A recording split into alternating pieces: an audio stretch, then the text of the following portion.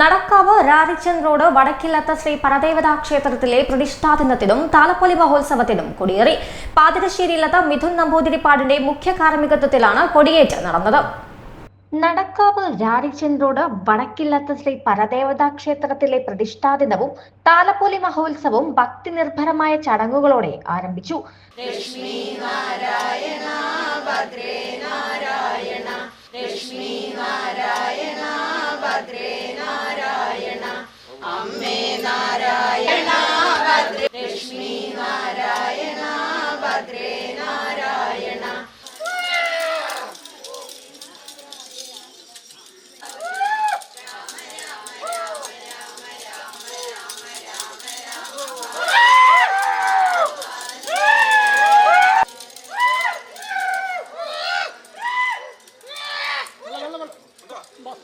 പാതിരശ്ശേരിയില്ലത്ത് മിഥുൻ നമ്പൂതിരിപ്പാടിന്റെ മുഖ്യ കാർമ്മികത്വത്തിലാണ് ചടങ്ങുകൾ നടന്നത്.